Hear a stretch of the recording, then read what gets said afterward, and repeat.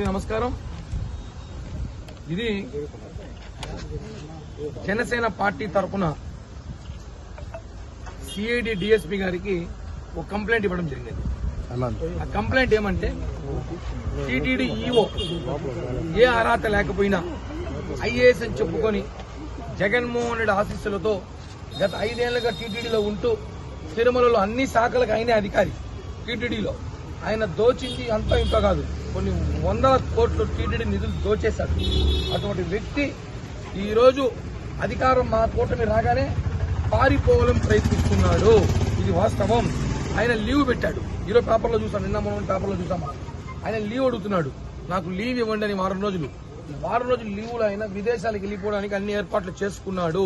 ఎందుకంటే టీటీడీలో ఆయన అనేక ఆభరణాలు కానివ్వండి, డబ్బుల విషయం కానివ్వండి, టీటీడీ నిధులు కానివ్వండి, శ్రీవాణి ట్రస్ట్ కానివ్వండి, ఒకటి కాదు అసలు టీటీడీ 5 ఏళ్లలో 100 కోట్లు ఎదురు దోచాడంటే ఆధారాలు ఉన్నాయి.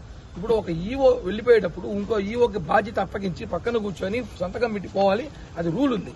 నువ్వు అధికారం మారగానే నువ్వు పారిపోతున్నావంటే ఎంత దోచేశావు.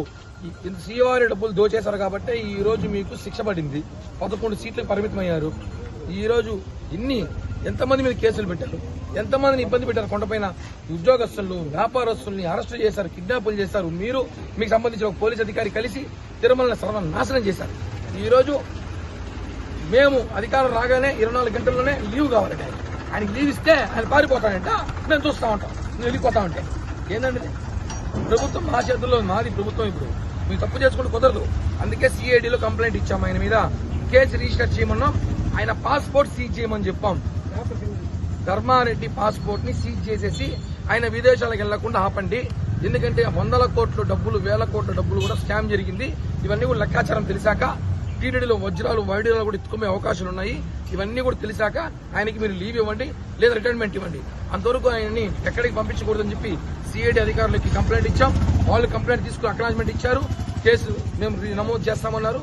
కాబట్టి ఒకటే చెప్తున్నాం, ధర్మారెడ్డి గారు పారిపోవడం కుదరదు.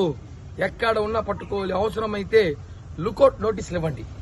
ధర్మారెడ్డి మీద లుకౌట్ నోటీస్ ఎక్కడ కనబడితే అక్కడ పట్టుకోమని చెప్పి పోలీసు ఆర్డర్స్ ఇవ్వాలి. ఆయన ఎక్కడ పారిపోయినా కూడా ఆయన తిరుమల నుంచి టోల్ గేట్లో నిఘా పెట్టాలి.